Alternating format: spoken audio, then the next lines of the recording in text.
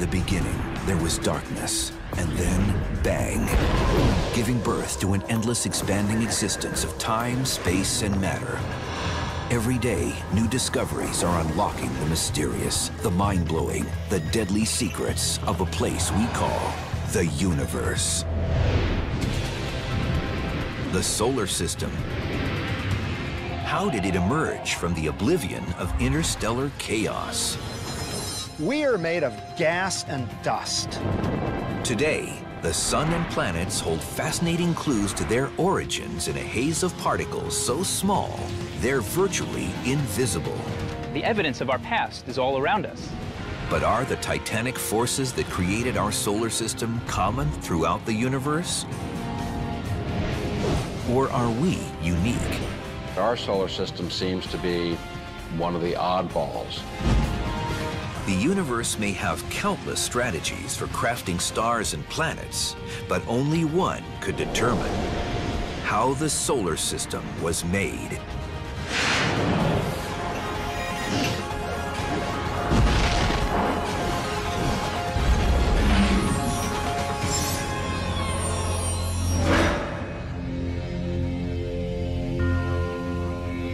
It begins at a point in time nearly 4.6 billion years ago.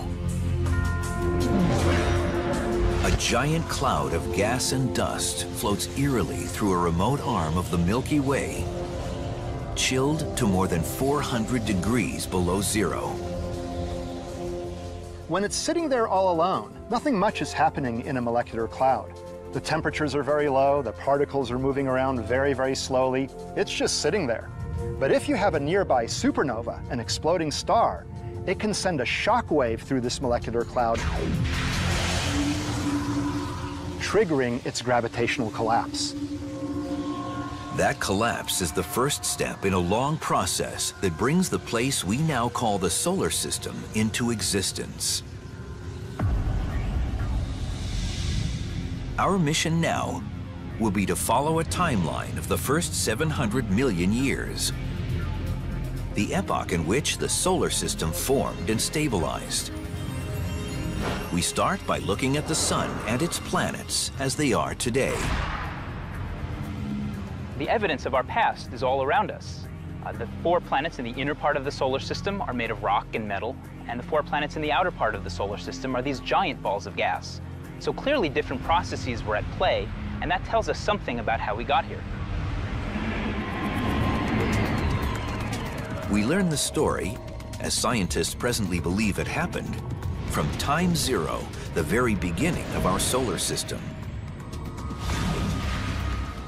The supernova explosion not only seeds the giant gas cloud with heavy elements like iron and uranium, the jolt of the explosion gives the cloud a push into the future, as wave fronts compress the cloud's gases into a critical mass. That mass begins to collapse under the force of gravity, and then it's unstoppable. It's rapid. It's irreversible. It's like a roller coaster reaching the top of its track and speeding down the other side. The collapsing cloud, destined to become our solar system, becomes a virtual theme park of chaotic motion. An amusement park like Knott's Berry Farm is a great place for people to come and experience the kind of motion that happens in the early solar system. There's gravity, there's collisions, momentum, forces. All of those interactions that took place in the early solar system can be found here on all the different kinds of rides.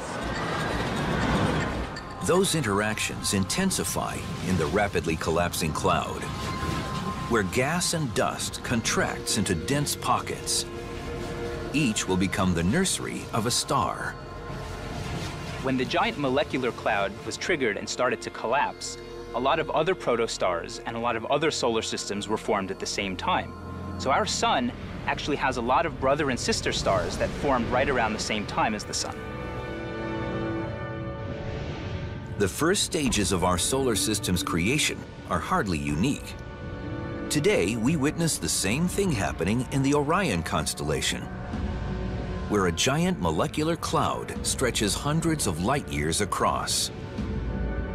In some places, collapsing pockets are now forming clusters of young stars, which light up the surrounding gas. The circus of motions in the amusement park aptly parallels the movements of space matter that comes together to make the solar system. The most basic of these motions is circular, like a celestial carousel. As the pre-solar cloud collapses, we begin to notice its rotation, a spin that has actually been there from the beginning. The entire galaxy rotates. Everything in the galaxy rotates. Everything is rotating with respect to everything else. And so rotation is part and parcel of the physics of stellar collapse. What happens next resembles a spinning ice skater. When she draws in her arms, she spins faster. As gravity draws in the cloud's gas, the cloud not only spins faster, it inevitably flattens into a disk.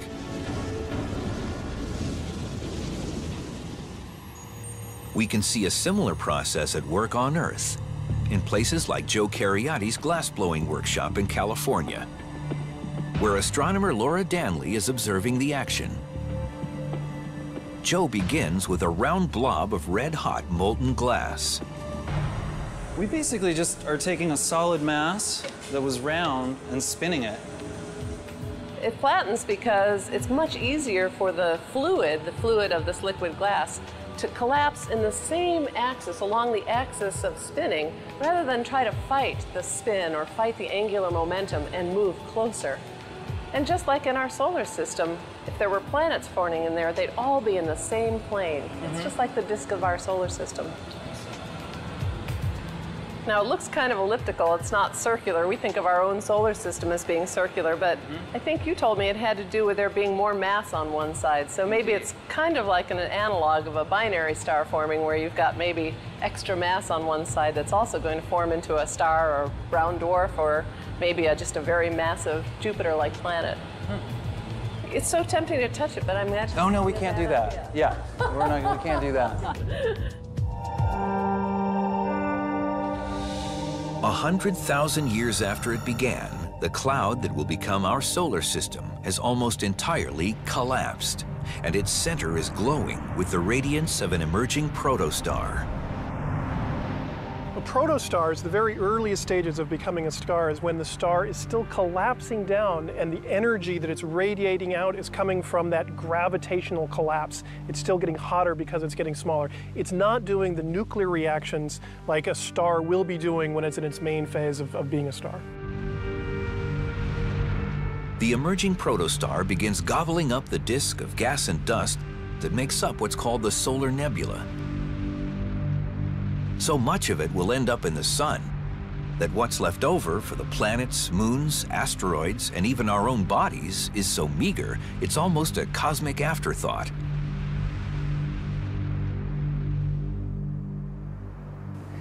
We happen to live on a planet, so the stuff that went into making the planet is very important to us.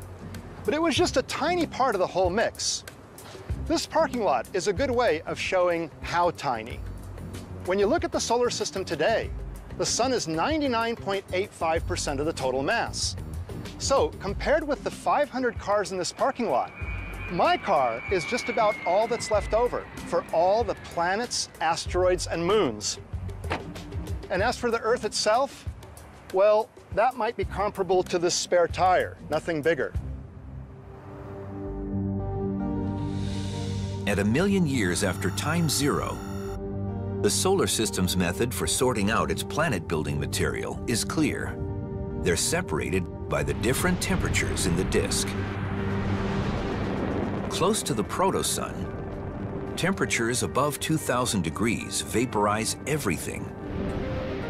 But about 5 million miles out lies the rock line, where it's cool enough for metals and minerals to turn solid. Much farther out lies the snow line, where it's as much as 375 degrees below zero. Cold enough for water, methane, and ammonia to freeze into ices.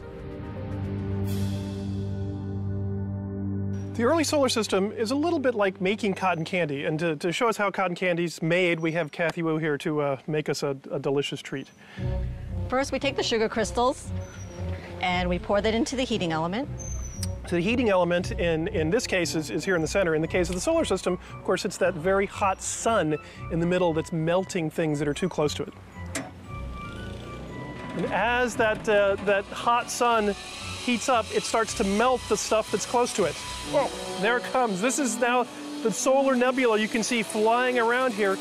On the inside, you actually don't see anything. The inside, it's all molten, and as it gets to the cooler outside, the solar nebula starts to condense, and you can see it starting to solidify all over the outside of the solar system where it's cold. You get a line of gaseous stuff on the inside and the solid stuff on the outside. This is also a very good analogy for what those early protoplanets are like. They start to accrete by all sticking together, very much like this cotton candy does, and make larger and larger things coming from these tiny little pieces of crystal that are the sugar that's in the cotton candy. Thank you. The solar system is delicious. The particles sticking together are microscopic at this point, far smaller than the melting sugar crystals. And as cotton candy illustrates how these solids accrete in the solar system, another amusement park attraction shows what makes them grow. Bumper cars wouldn't be much fun without collisions. And in the solar system, without collisions, there would be no growth, no accretion. The accretion collisions that were happening in the early solar system are of the kind that allow objects to stick together through various kinds of essentially friction-type processes where you have things getting stuck together just due to mechanical interaction. In the inner solar system, the process is time-consuming, as tiny cosmic dust balls form slowly, stuck together only by random collisions in their orbits around the early sun. But in the outer solar system, the story is dramatically different. The giant planets are about to burst into existence in a cosmic blink of an eye.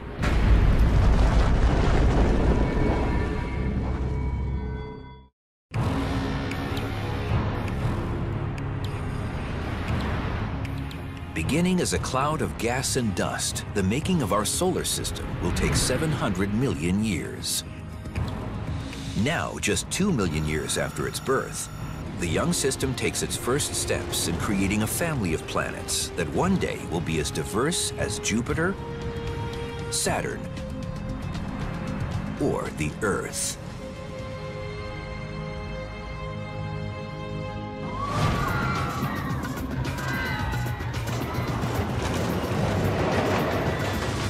For now, though, they are chunks of matter continuing their roller coaster ride in the turbulence of the solar nebula.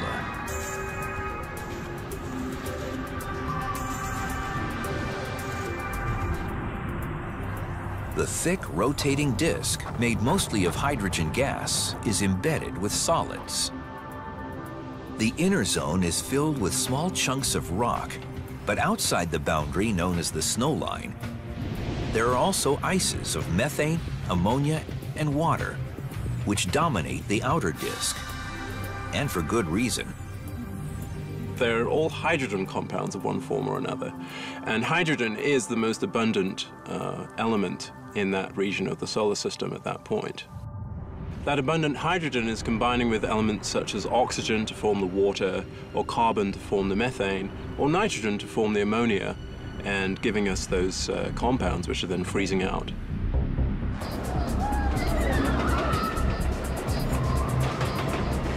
Continual collisions amid the turbulence make tiny specks of dust and ice stick together through friction and static electricity until they're large enough for gravity to take over. Eventually, they become planetesimals.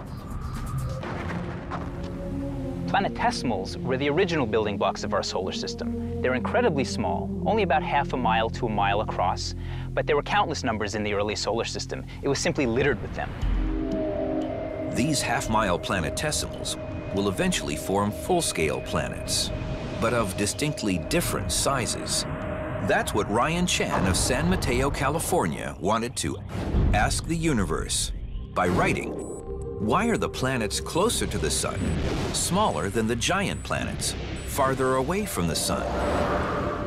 Ryan, the inner planets are smaller than the outer planets because the inner planets didn't have much material from which to be made, just metals and rocks and things like that. The outer planets, after forming an Earth-like core, were able to attract ices of water, ammonia, methane, and carbon dioxide. That made them get bigger. And then they gravitationally attracted gases, becoming much, much bigger.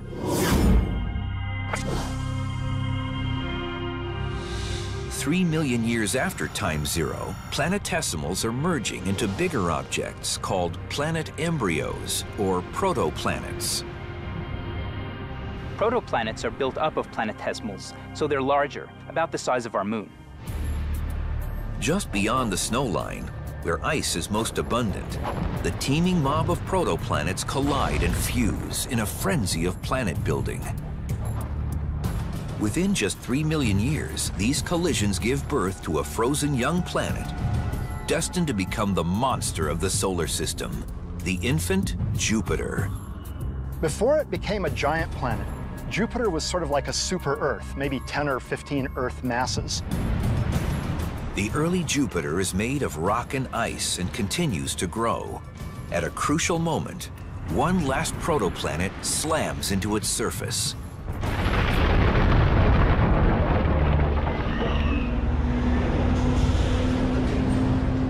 It's another roller coaster-like tipping point in the making of the solar system.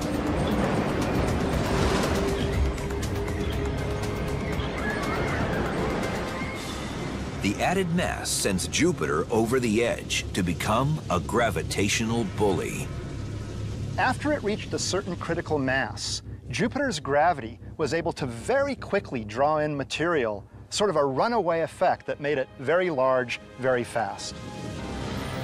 Like a cosmic vacuum cleaner, Jupiter sweeps up virtually all the gas in its orbital path, growing to 90% of its present size in just 100,000 years.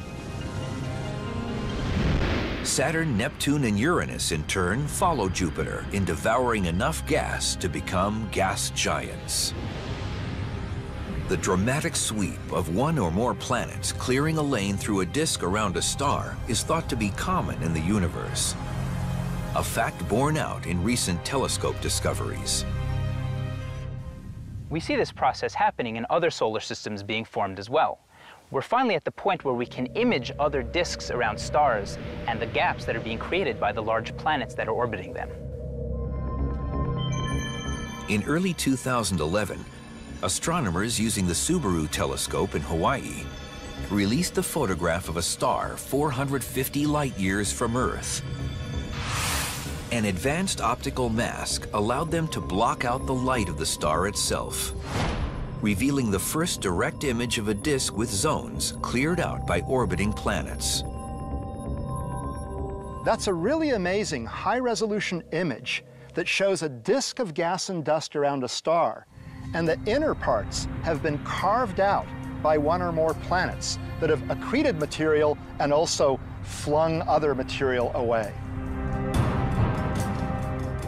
3 million years along the timeline, Jupiter and Saturn are now the titans of the solar system.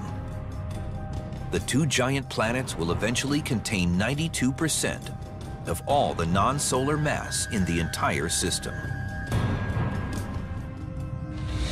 10 million years into its life, the young solar system is virtually out of gas. In this case, the gas is the hydrogen and helium that fueled Jupiter and Saturn's swift growth. The forming star had this huge solar wind that was clearing material out of the solar system. Jupiter and Saturn were fortunate enough to pick up most of this material in their orbits, which is why they're so large. Uranus and Neptune were a bit later to the game and were unable to pick up as much material, which is why they're smaller than Jupiter and Saturn.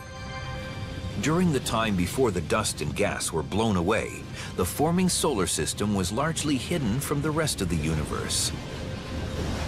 Even as dust and gas were forming planets, the disk remained thick enough to block light from the protosun at the center. At a distance of several Earth distances from the sun, for example, looking back towards the sun, in the earliest phases of the solar system, we wouldn't be able to see the sun. We wouldn't be able to see the visible light. What would the early solar system have looked like to alien astronomers gazing at us from even greater distances? The Hubble Space Telescope shows us with photos of protoplanetary disks in a star-forming region 1,350 light-years from Earth.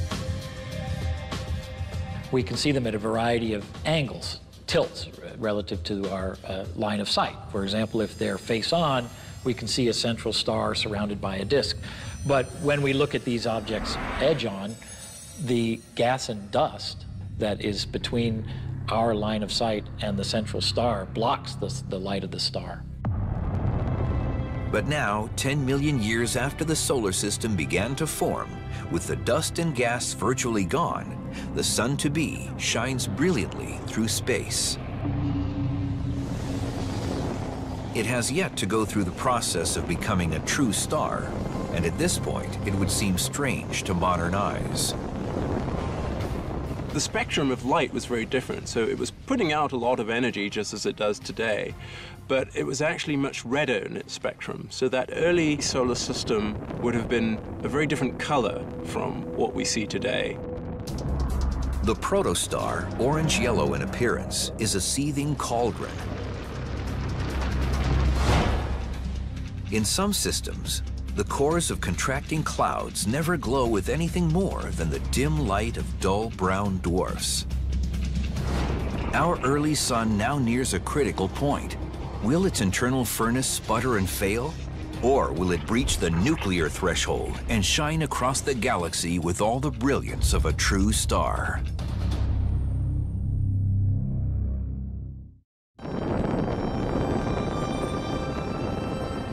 We are now at the most critical point in the making of our solar system. At 50 million years old, the protosun and its forming planets are barely 1% of their present age. In many systems, the central star doesn't have enough mass to fully ignite. But our sun is about to overcome that fate. It has reached the critical threshold of heat and pressure, where nuclear fusion can begin at its core. Using the same awesome energy that powers the hydrogen bomb, our sun bursts into life as a fully formed newborn star. At about 50 million years into the life of the solar system since it first began forming, the sun goes into a different phase, burning hydrogen, actually doing nuclear fusion. At that point, the sun becomes what we think of as now a fully fledged star. Nuclear fusion will carry the sun into the distant future. It will burn long enough to support the evolution of life on Earth, shining unceasingly for about 10 billion years. Unlike the newly nuclear sun, the rest of the solar system is far from mature. 40 million years earlier, the frozen gas giants outside the snow line ceased to grow and achieved an icy stability. But in the hot inner solar system, where gas is rare but rocks abound, chaos still reigns. By the time that the sun has become a full-fledged star, the planets in the inner part of the solar system are still trying to grow. There are small little protoplanets that are building together, colliding, getting larger and larger, eventually to become those 4 big planets that we have in the inner solar system. But just inside the orbit of Jupiter lies a narrow region where the smaller planetesimals rule, and protoplanets are rare. This is the asteroid belt, where Jupiter stirs things up to prevent any planets from forming. Jupiter is the largest planet, and so its gravitational influence is the greatest in the solar system. There was a point in the early solar system where Jupiter was passing through what's now the asteroid belt, pumping up the velocities of the planetesimals there, causing them to collide in a destructive manner. They blew apart.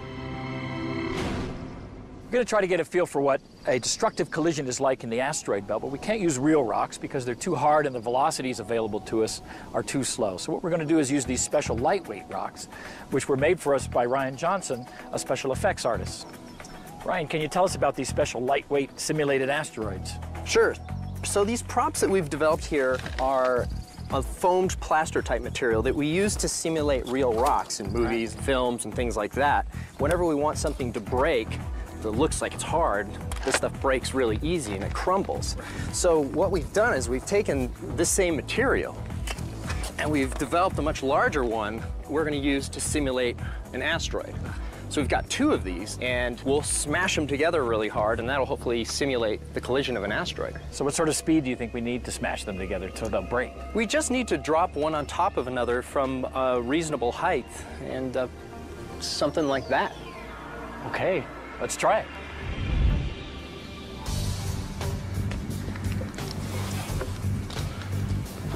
Let's drop the plum. The distance of the drop is about 18 feet, which will give the falling asteroid a speed of 37 miles per hour. A little bit more. Perfect. Perfect right there.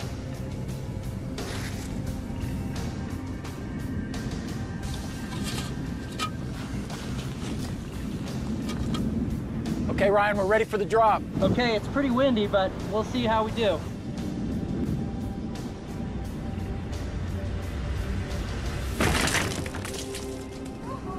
All right, that is excellent.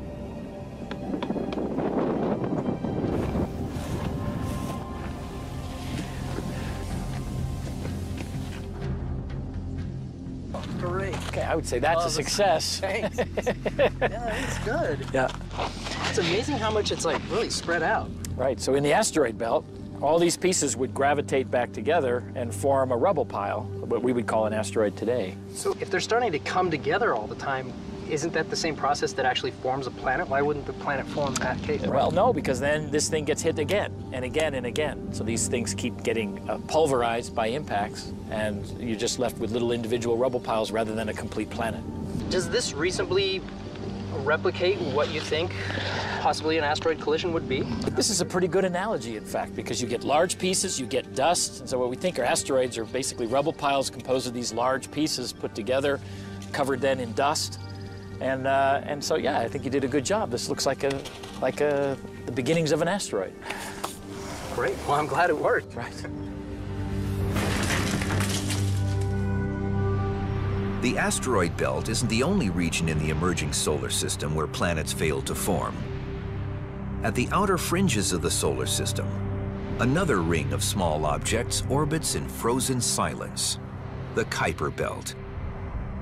The Kuiper Belt is a region at and beyond the orbit of Neptune that has a whole bunch of rocky and icy objects pretty far apart from one another. Now, they were never able to coalesce to form a planet because there's just not enough of them close enough together. 50 million years after the solar system was born, both the Kuiper and the asteroid belts have 100 times more objects in them than they do today. These objects will play a monumentally destructive but vital role in the final evolution of the rocky inner planets, including the Earth. The inner planets take as much as 10 times longer to form than the giant planets outside the snow line. After 75 million years, the process is near completion. About 93 million miles from the young sun, the proto-Earth has reached planet size in a relatively stable orbit. But it has a cosmic stalker.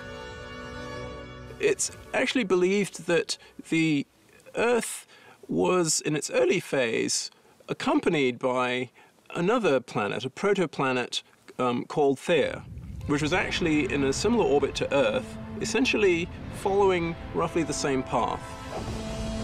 For millions of years, the sister planets chase each other around the sun in a dangerous duet. But a clash is coming that will have immense consequences for the fate of the Earth.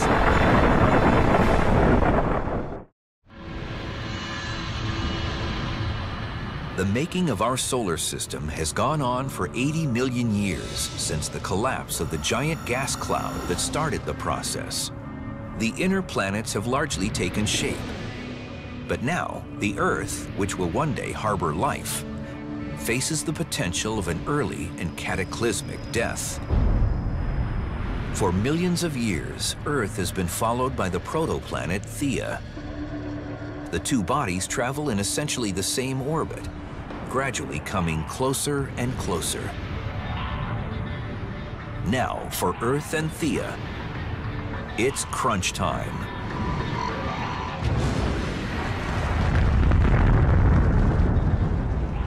The Earth-Theia collision early in the history of the solar system must have been a spectacular event. A Mars-sized object came in and hit Earth's side, splattering part of the crust and mantle of both objects into space, forming a ring of debris from which the moon then formed.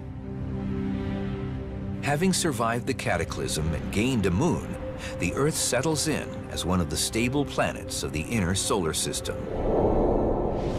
The drama now moves back to the gas giants, whose shifting orbits threaten to tear the solar system apart.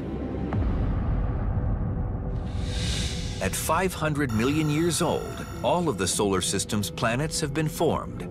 But surrounded by debris in the planetary disk, they are on the move. As waves of density are formed in the disk, the planets are almost surfing on the waves of material in the disk itself. You're really shuffling the deck completely from where planets are formed to where we finally see them. In the early solar system, the three outermost planets as a group are closer to the Sun than they are today, and Neptune's original orbit is inside that of Uranus, the reverse of their current position. In addition, the asteroid and Kuiper belts each have 100 times more material than they do today. The small bodies of both belts are constantly flung around by the giant planets and their intense gravity. As massive as they are, the big planets react every time they toss a planetesimal somewhere else. The reactions may be small, but they add up to make the orbits of the giant planets migrate to new positions. Early on, the outer planets tended to move around quite a bit. They migrated. Now, Saturn, Uranus, and Neptune sent planetesimals in toward the Sun. That means they had to generally move outwards. Whereas Jupiter flung planetesimals out to very great distances, even ejected them from the solar system, and that means that Jupiter had to move in. What determines these in and out movements? They result from a law of physics that says energy is never lost. When a planet ejects a planetesimal, the planet itself has to move in a little bit, and that's simple conservation of energy. It's giving a lot of energy to the planetesimal, dumping it way out there. That means the planet, has to move in. It loses energy. If an orbiting object loses energy, it's not moving as quickly. That means it drops to a lower orbit.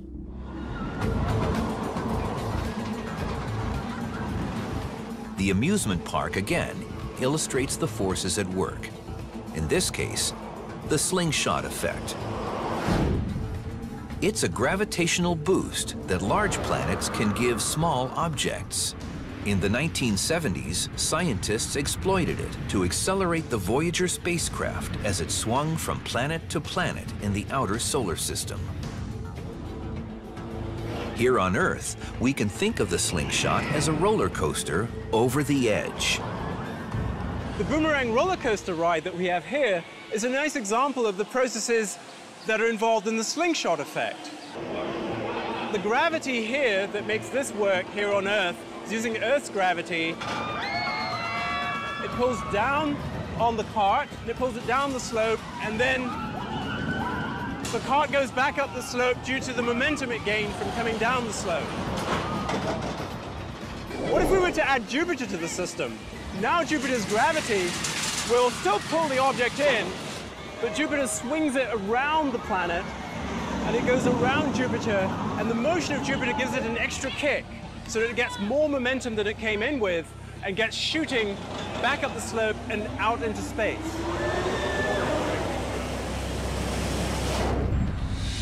millions of small gravitational tugs have made subtle changes to the planetary orbits for more than 500 million years. Earth and the other young planets may settle into conditions conducive to early life. If so, it's about to be wiped out as the gas giants Jupiter and Saturn reach a remarkable tipping point called a resonance.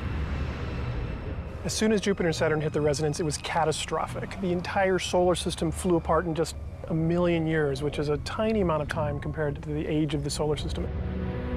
The resonance means that every time Saturn orbits the Sun once, Jupiter will go around twice. The result? Jupiter and Saturn come very close to each other in the same part of the solar system on a regular, ongoing basis, creating an immense gravity pump. It's like pumping a kid on a swing. If you hit the kid on the swing at just the right time, you can get the motion to go higher and higher and higher. The most dramatic effect is on the two outermost giant planets. As all of the planets were orbiting around the solar system, having gravitational interactions with each other, one of the most amazing things that happened is that Uranus and Neptune actually switched places. So now Neptune is farther away than Uranus. The resonance is a cataclysm whose effects sweep through the system at astounding speed, not only shifting orbits, but clearing out most of the system's small objects. Jupiter alone is quite a gravitational bully and gradually depleted the asteroid belt. But the Jupiter-Saturn resonance caused a catastrophic depletion of both the asteroid belt and the Kuiper belt. 99% of the bodies in the asteroid and Kuiper belts are cleared. While most of them are thrown out of the system, some of them plunge inward. Drawn by the gravity of the Sun, they rip through space toward the inner solar system. How will the inner planets, including the Earth, escape the onslaught?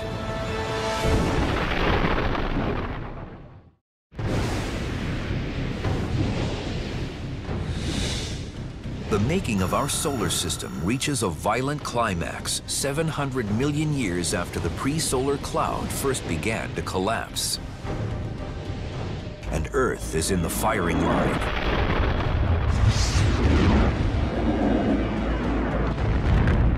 The gravitational chaos of Jupiter and Saturn is battering the inner solar system's planets and moons in an event now known as the Late Heavy Bombardment. A lot of the material in the outer solar system, these comets, fell in towards the inner solar system, where they collided with the inner planets and the moon, creating the craters that we see today.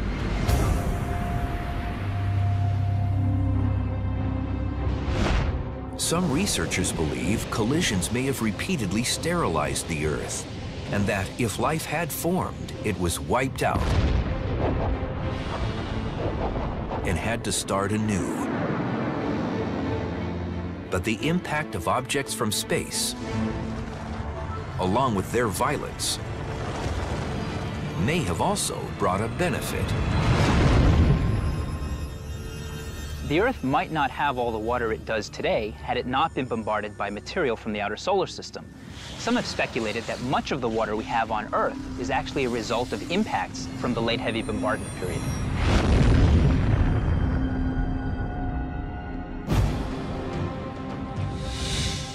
Today, 4.6 billion years after the solar system's birth, the ongoing, if remote, danger of a massive asteroid strike means the story is not over. More important, though, are the hundreds of tiny asteroids hitting the planet as meteorites. Studying them tells us if the making of the solar system really happened when and how we think it did. I'm holding a sample of the Allende meteorite. The Allende meteorite is a fragment of rock that fell in Mexico near the village of Allende in 1969. One of the components of the meteorite are these calcium aluminum rich inclusions, these white objects that you can see on the surface. These are the oldest known materials in the solar system, and we know this by age dating with radiogenic isotopes. In his high-tech lab at UCLA, cosmochemist Ed Young and his colleagues carefully examined tiny samples of ancient meteorites. There's a big white fragment in the middle, which we want to cut out. The lab's precision lasers aim at the fragments, blasting out holes no wider than a human hair. Sophisticated analysis measures radioactive elements, which serve as atomic clocks. In early 2011, cosmochemists in a similar lab at Arizona State University dated part of a North African meteorite to an incredibly accurate 4.5682 billion years old. The oldest material ever found on Earth, older than the planet itself. In August 2011, the Dawn spacecraft arrived in the asteroid belt, source of most meteorites.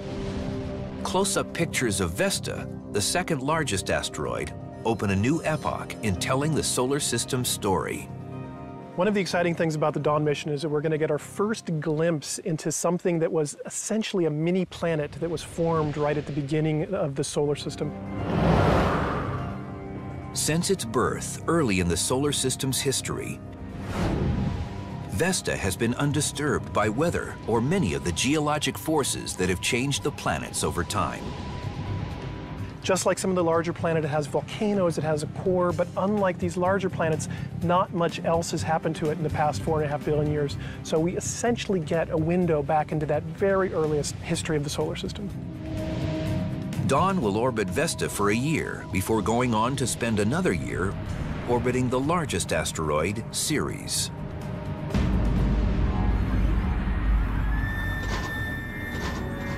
Meanwhile, NASA's Juno probe has just begun its voyage to Jupiter, where it will visit the giant planet to determine if it really does have a solid core, and formed early and quickly, as scientists now believe. Even more crucial are other stars with their own solar systems, whose formation sheds essential light on our own. The most important reason for understanding how the solar system was made was to find out whether or not we're normal. When you look out and look at other solar systems being made with our telescopes today, for example, in Orion and other places, we want to answer the question, how normal is the solar system? Launched in 2009, the Kepler mission is now running full blast and has identified 1,200 possible planets around other stars. Some systems have Jupiter-sized planets close to their suns or in lopsided orbits. Others have only small planets crowded closely in the hot zone of their stars. Our solar system, however, has its planets in near circular orbits, spread out in a stable arrangement that seems almost too perfect. One of the great surprises of the last decade, as we started to discover other planetary systems, was the fact that our solar system seems to be one of the oddballs, most because our own solar system is so regular. Is the solar system made by processes that we can observe going on today, or are we somehow special? This goes to the point of whether or not life is special. And that question is perhaps the most important one of all, as the life story of the sun and its planets essentially becomes the life story of life itself, humanity on Earth, and our ultimate place, alone or among many, in the universe.